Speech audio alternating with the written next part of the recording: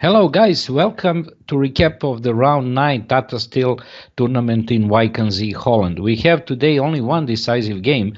That was actually game between Magnus Carlsen and Juan Welly. Juan Welly is a player who didn't play well on this tournament, so he lost the game against Carlsen. Other games are a finished draw, but we can focus today on 4 games, including game Carlsen One Valley. Of course, before we start analysis, I want to read the results of the round 9. So Wesley Soaronian was a draw. Ragozin Vienna variation opening. The game finished in 38 moves. In that game, was completely equal position, and I couldn't say any of these guys cannot have any chance for win. So it was a draw. Second game, Wojtasek Karjakin, that was also pretty much equal game. Was a Queen's Indian defense and 33 moves finished draw. Andrelki and Elyanov, that game was finished also with a draw in Trompovsky opening in 54 moves, but in that game Elyanov I think missed to win. Wei Adipan was longest game in today round. Was 92 moves. In King's Indian defense, I think Wei missed to win in a middle game. Later he had pawn up in a rook and a knight endgame, but he couldn't manage to win, and the game finished draw. Nepomniachtchi Hari Krishna also finished with a draw in an English symmetric variation in 79 moves, and in that game Nepomniachtchi have winning chances, and he missed to win also. Carlsen beat One Valley, like I said before, and Giri Rapport was pretty much positional game, finished with a draw in 36 moves in a Queen's Indian defense. So let's start with the Carlsen One Valley game. So Carlsen was white, and after 2 missing previous round, in round 8 he lost against young Hungarian Richard Rapport in a Reti opening, and in a previous round, in a round number 7, he missed to win against I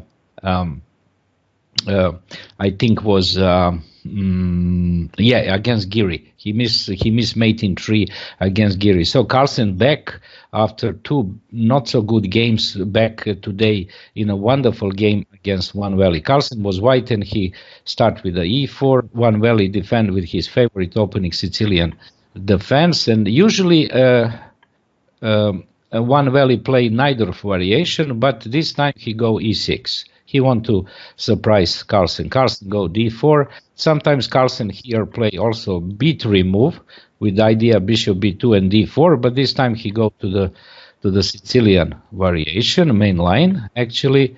So after d6 we have a Scheveningen system, what is actually very popular between grandmaster, and now most happened here is bishop e2 or bishop g5 or bishop c4, but Carlsen continue with the g4. That was actually variation which call like have name by the famous Estonian grandmaster Paul Keres. It's a Keres attack. That was the name of the variation. g4, h6, bishop g2, knight c6, h3. In this moment, after h3, One Valley go with the g5. He want to block the king side. He don't want to allow him any idea with the g5.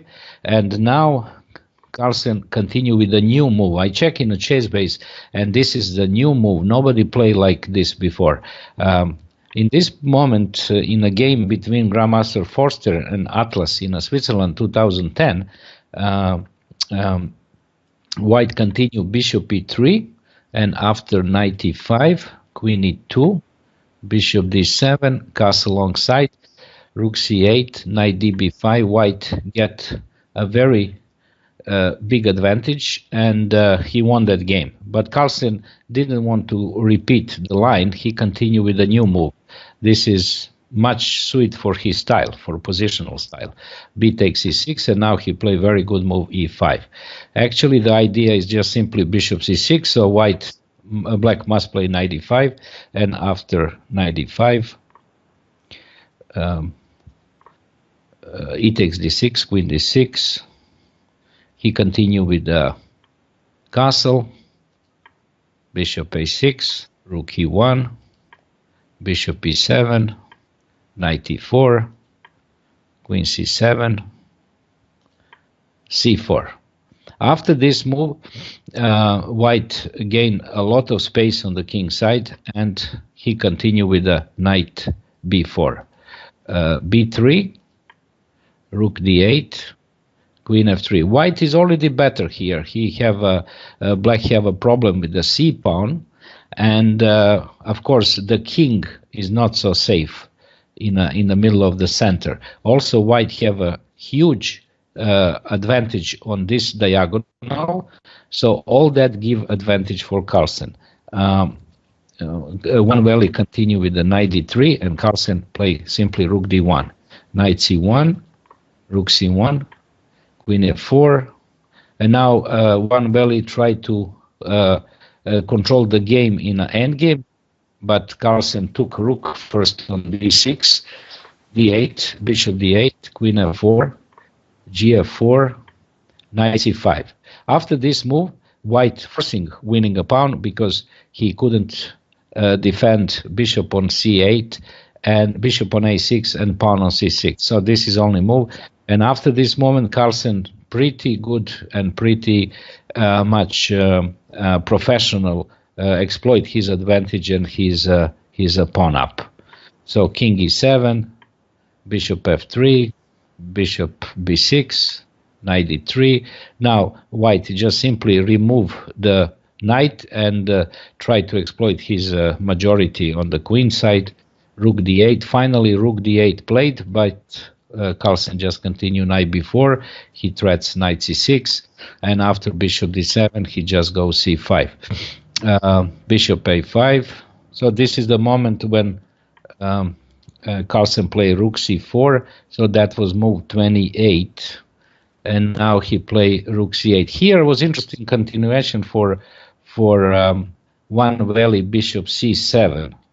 I looked at briefly, but after king g2, bishop b5, rook c2, bishop a5, white have simply a3, and position is still winning for white. So here that was maybe a little better for one valley. He can maybe try to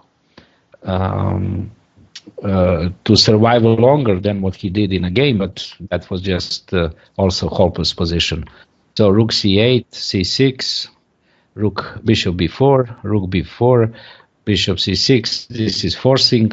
Bishop c6, rook c6. Okay, in this moment, also win probably little easier move rook b7. Carlsen continue here rook f4, but rook b7 was very good because after king f6, rook a7, e5, white is simply winning with rook a5 and just running these 2 pawns on the queen side, because e4 is impossible because rook f5 check, and then he lost a pawn on f4. So that was probably better, a little more active continuation for Carlsen, but this is also winning, of course, because this is clear pawn up on the queen side for white and pretty much hopeless for one valley.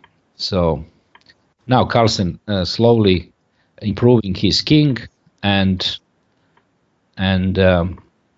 basically he have majority on the both side. He have pass pawn on h file, and he have majority on the queen side. So that guaranteed very safety winning endgame.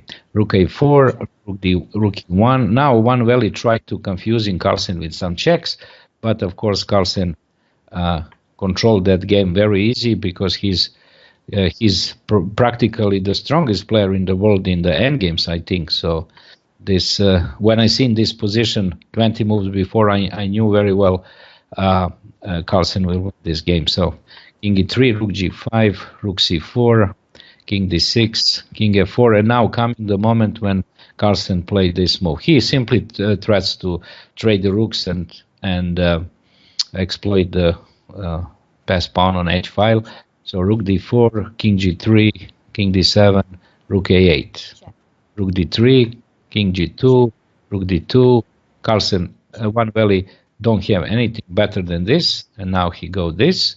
He could back rook on d5, but then white can simply force the pawn. So anyway, it's just a totally hopeless position.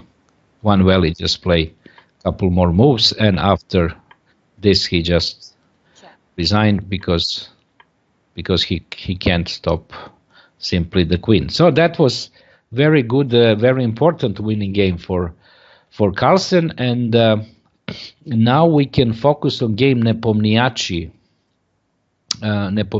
between Hari Krishna. That game was very interesting, and Nepomniachtchi missed to win that game. Just like I said, the game was very long and finished with a draw in a 79 moves, but that game actually Nepomniachtchi was winning. Was English opening symmetric line, and here after c takes, knight takes, usually white respond with g3, queen a4 check, e4. White have a lot of continuation here, but Nepomniachtchi continue with the e3, e6, knight d5, pawn takes, and now very interesting move. I checked this position in a chess base, and this move I only find one game before. Before was played by Grandmaster Gairo against Salem, against in a Lake 7 Martini place 2015. So game is actually new game 2 years ago, and in this game what is the idea? The idea is quick develop for white. He sacrificed temporary this pawn on b4, but white control a lot of space in the center. He's better developed, and that was the idea. So Hari Krishna continue c4. What's happened if he takes? If he takes, just simply bishop b2, knight c6, knight d4, followed by queen h5, and white have a huge advantage for the sacrificing pawn. That was not happened, of course, because Hari Krishna didn't want to give any initiative for his opponent. He plays c4, and now bishop b2. That actually was also played in a game which I mentioned between Grandmaster Giaro and Salem, and in that game after bishop b4, bishop g7, rook g8, Grandmaster Giaro continue with the bishop b2. So I will show what happened in that game. Nepomniachtchi played bishop e5. That was new move. His idea is to keep the bishop on g3. Interesting move. Maybe that idea is even better than bishop b2. But bishop b2 was played in that game. So I will show quickly what happened in that game. After bishop b2, he played after bishop b2, he played knight c6 in that game, and after queen c2, rook g6, bishop b2, queen e7. Of course, this pawn is not good to take because simply queen h7. So after bishop b2, he continued queen e7, g3, bishop h3, knight h4, and black continue with the rook with the castle, and white continue a3. He didn't accept that quality, what actually was very interesting, but Nepomniachtchi didn't continue with that idea. He just played move bishop e5. So after bishop e5, white continue with black continue with the knight c6, bishop g3. So he decided to not keep that bishop on diagonal a1, h8. He want to control this diagonal h2, b8. So after that, black continue bishop f5. Now bishop e2, bishop e7, castle, h5. Problem with the black position is actually where to go with the king, because king is not safe on any side. He's not safe in the center. He cannot go on the short side. On the long side is only way but on the long side is problem because white simply open files, have open files, and the king is not safe even on the long side. Probably that's why Nepomniachtchi hold that bishop on g3, because if any chance black wants to go on the long side, he will have problem with this long bishop dark diagonal. So h4, bishop f4, d4. In this moment, if black tried to play that, white have simply defense with knight e1, so that was not works. So basically in this position he continued with the d4, and now he took on d4, knight e4, d takes c4, knight e2, queen e2, and bishop d3. This is not a blunder of Nepomniachtchi. Of course he calculate very well. He make very good evaluation of position. He's definitely better after queen e5, because after bishop f1, rook f1, white have a full compensation. He have 5 pawns against 4, so he have knight and pawn, open files, king in the center, and rook is undeveloped. Queen also not stay so well on d8. Bishop on e7 is passive, so compensation is full for the sacrificing quality. Rook c8, rook e1, rook c6, knight d4. Okay, here was interesting move in h5 with idea knight e5. That was interesting, but he didn't play that. He played knight d4, rook g6, just simply g3, takes g3, take g3, king f8. He tried to remove the king on little safer place f8 than e8, because on the e file white have a huge pressure with the queen and the rook.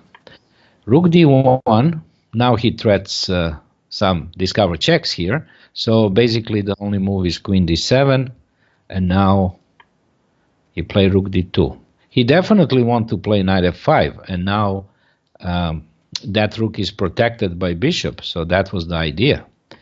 So Hare Krishna, the high-rated Indian player, play rook f6 here, and now queen h5. So this is the moment when actually, this is the first moment of the game where actually Nepomniachtchi missed to win. So what was the winning move here? Knight f5, move 27. This move computer show like a winning position. So what's happened if rook takes? Bishop check. Only move king e8.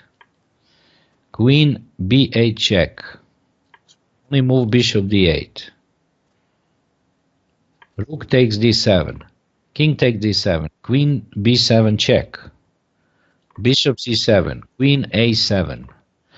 Black have 2 rooks for the queen, but white have 3 extra pawns. So that was totally winning continuation for white, and this is the first moment what Nepomniachtchi missed. So knight f5 was just a winning move. In a moment when he didn't play that, he played queen h5. Now game continue to be played just like this. Now till to the moment 39 when he try everything here. Hare Krishna defend very well. He tried many chances here. He still tried to pin the king in the center, and the move 39 was fatal. In that move he was also winning, but unfortunately he missed that. And after that he was better all time, but he couldn't win. Bishop d2, rook g6. So this is forced. I mean, after this move, white simply must, black simply must trade the rooks. And now this is the main threats, fork on d6. So rook g6 defending that, but bishop b4, another pinning. Rook e6 only move. Protect the bishop and attack the queen. Knight g7. After this move, of course, position is still winning. Nepomniachtchi continue precisely as well. But after king d7, check, queen d4 check, rook d6, bishop d6. And this is the moment. In this position, he played knight f5. That move is not the best move. Why this move is better? Why this move is better? This move is better because black don't have anything better than play that. Because he couldn't remove the king here because the bishop hang. That's the point. And he couldn't play king c6 because queen f3 check. And after this, knight e8. And black simply lost a piece after queen b7 and knight d6. So basically, after queen f6, the only move for black is queen c6. And now queen f7, king c8, queen e6, king b7, knight f5, bishop a3, queen c6, king c6. Simply this endgame is winning. g4 is just a winning. If you try to play king c5, just simply knight e3. So this was a second winning moment, and after that moment I can show the rest was happened, but was basically not so much interesting because white still have a better position, but I didn't find any concrete moment when he was winning actually. So he missed to win twice. And now some guys said bishop d4, queen d4. That game was still better for white with some chances for win. So Hari Krishna find a great move. He played queen g6. Very good move. The best move, I think. And now Nepomniachtchi try everything here, but the problem is also a3 pawn is dangerous too. The same like g6 pawn. And now this move. Queen, check. This looked like a winning for white, but actually just queen e6. Check. And now we have a drawish position. Unbelievable, but it's a drawish.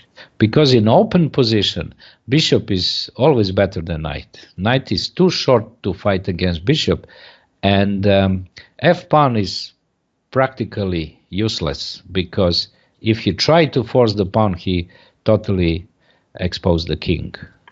And now, of course, Nepomniachtchi try still to win because basically he's pawn up, but that was not enough. And endgame is also, of course, easy draw. If he go to trade the queens, that was easy draw because bishop is strong and knight cannot win. Okay, I go quickly these moves because really I didn't find anything here forced for white. So right now he's 2 pawns up, but problem is all these pawns are blocked by queen and by bishop. So both pawns are just useless. And now we have a drawish situation where actually simply black can trade the queens. So we can go now to game Andrelkin-Elyanov. Andrelkin-Elyanov was also very exciting game. So it was a Trompovsky opening, and in that game, white pieces have Andrelkin. He go bishop g5, Trompovsky opening, but after knight e2, here of course also popular move is e4, what played many years in the past between Korchnoi and Karpov in a match. That was also possible for white. But Andrelkin continue in a spirit of actually the position transposed to the Torre attack. Queen's pawn gain, Torre attack. Now white can play here also here. Very interesting move, f4 with knight f3. Sometimes this system play with white pieces Vladimir Kramnik and some other grandmasters, but Andrelkin continue bishop d3, and after this move, rook b1. I look in a chess base, and this position was actually played few times. Not so much time was played, and this move e5 was played in one game, in a master practice, in the game Karhanek-Camus 2004. And in that game, White continued with the bishop f6. Andrelkin played new move. He played knight e2. That was a new move, but not such a great novelty, I can say. In that game, was played this, and after d takes c5, bishop c5, queen h5, and rook g8. Black have a lot of compensation and a better position because simply he can go on the long side. Black have two bishops, and White is not so much good developed. So Andrelkin didn't like to repeat that game. He go with a new idea, but Elyanov was very well prepared, and he continued very well, actually. He continued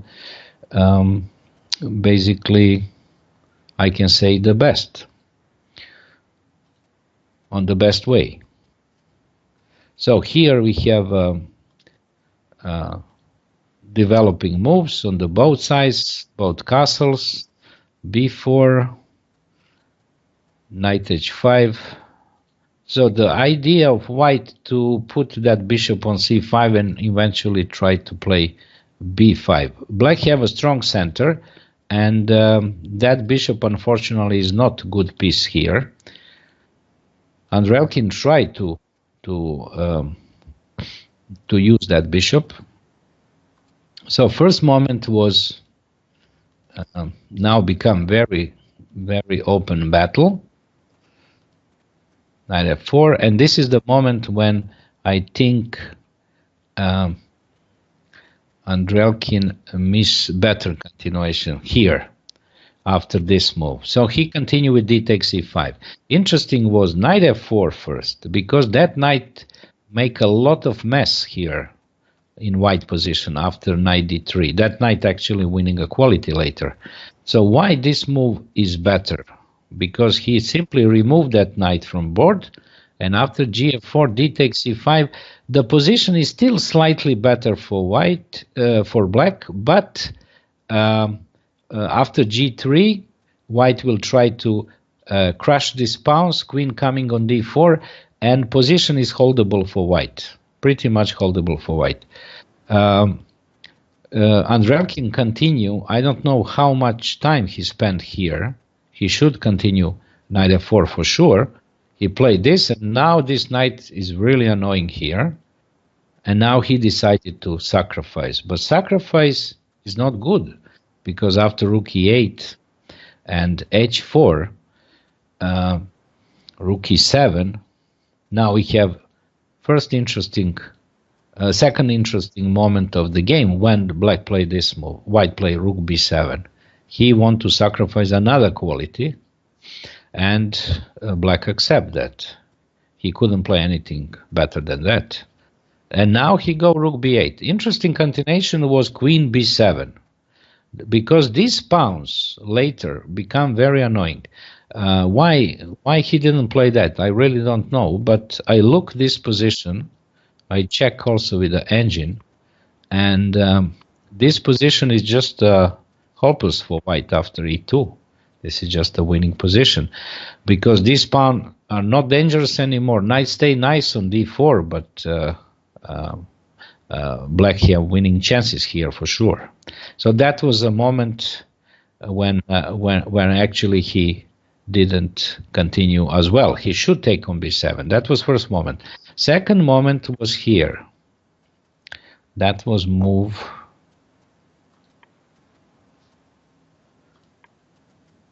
That was actually only moment where probably Black was winning, because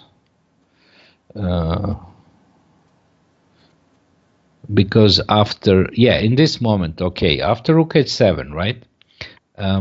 That was actually second moment where Black make a big mistake. This is the reason why he didn't win this game. Simply rook d8, defending this pawn, or queen d6, leading, still holding Black with the good chances for winning, because Black simply have two extra qualities. The pawns are dangerous on the queen side, but the rook and the queen control these pawns. And this is the moment when Elyanov also miss good moves. So rook d8 or queen d6, I'm pretty sure will be very good chances for black to win. But he go this, and now simply queen d5. He just blunder. I don't know, is this blunder, or he was thinking maybe he have some force mate here, but actually was no mate after this, just no mate. And now he try to exploit the f file, h file, but king simply have this kind of luft, and he making escape from checks. He even won that annoying pawn on e3, and after this, bishop d1. After bishop d1, position is quite equal, because rook cannot do nothing on the second rank against queen and against bishop and the knight. And these pawns stay like a potential very big threats. For example, queen c8 or something. And now we have a perpetual position, the checks. King just make escape. And after this, rook f4, queen e7, very precise move. And after this, black simply must hold a draw, because if he goes here, for example, after this check, the game finished draw now. So if king going to g5, that white winning, because simply check, king f4, queen c8, queen f3, king f3, b8 equals queen, rook h5, f5, and white is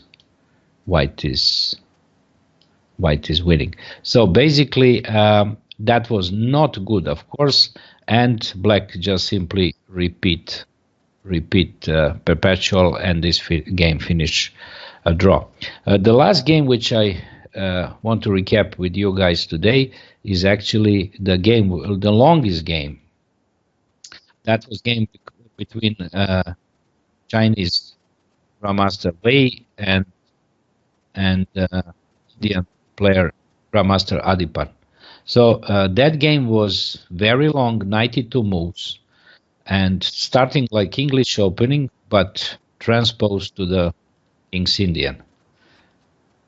Okay, this line is popular. Usually white here respond with bishop e2 and castle, and then black can play Mar del Plata variation or classical King's Indian position, but he go with the h3.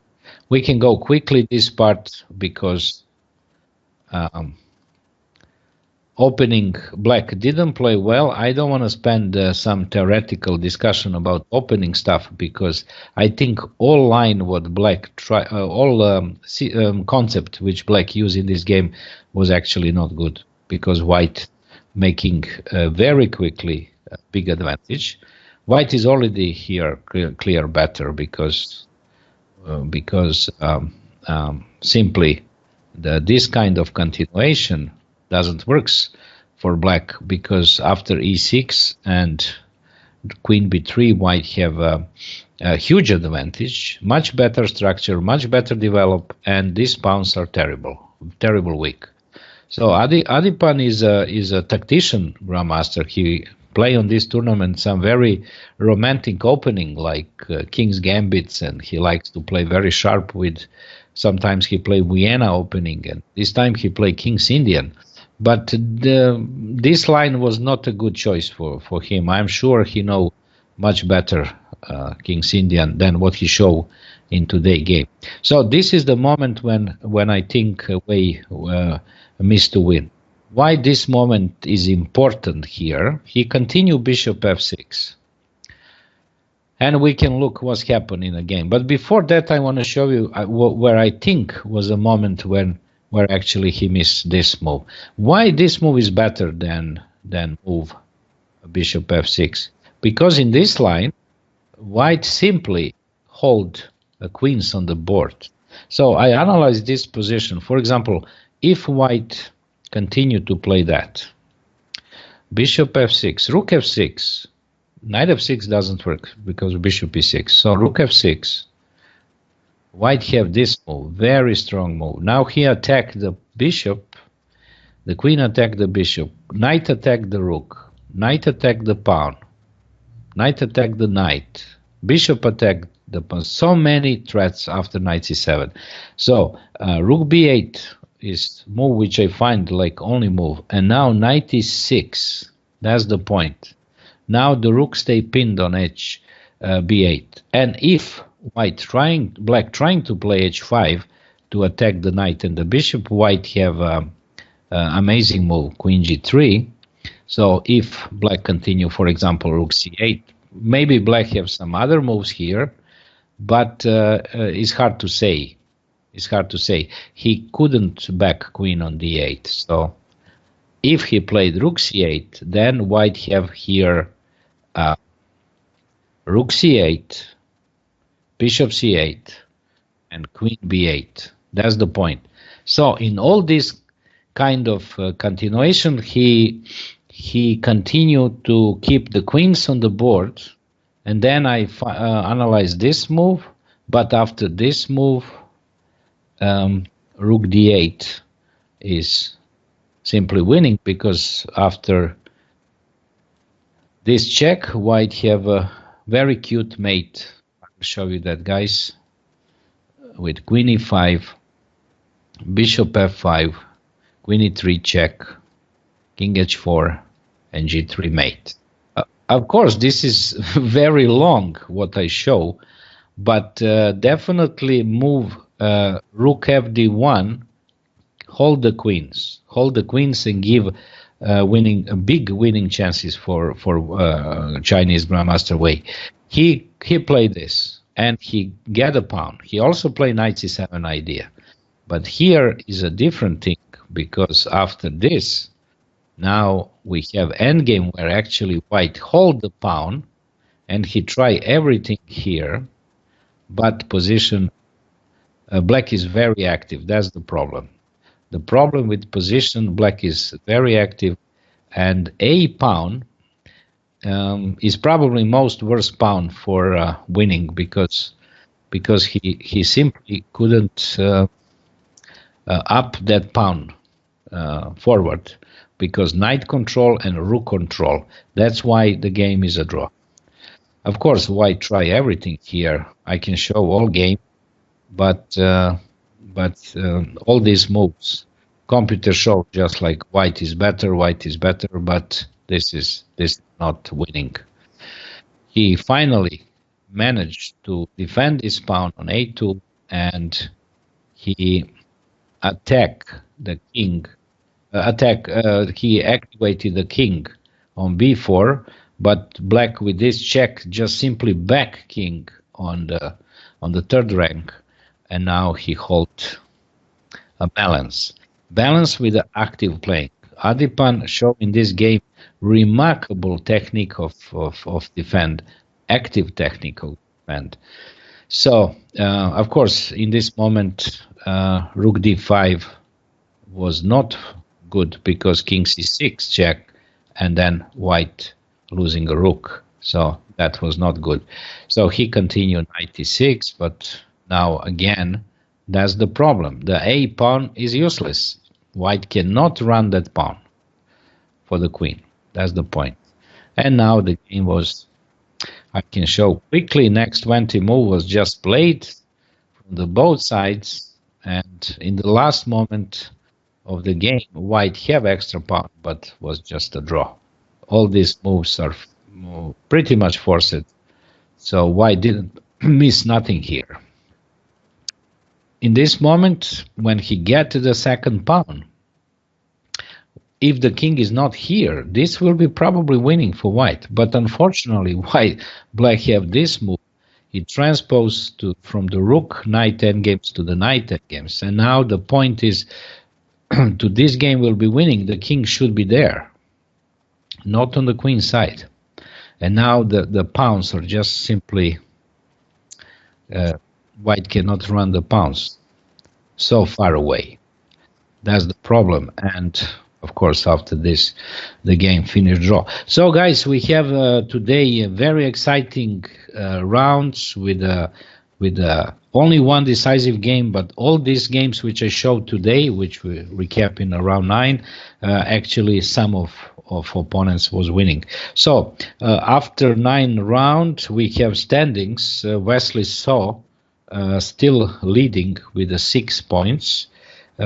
Second place and third place, Carlsen and Elyanov and Wei, 5.5 points. Then Aronian, Adipan, and Karyakin 5 points. Hari Krishna and Giri 4.5 points. Andrelkin, Wojtaszek 4 points. Rapport and Pomniachi 3.5 points. And on the last place is One Valley with only 1.5 points. That was all for recaps of round 9 Tata Steel Tournament in Wykensin. Thank you all.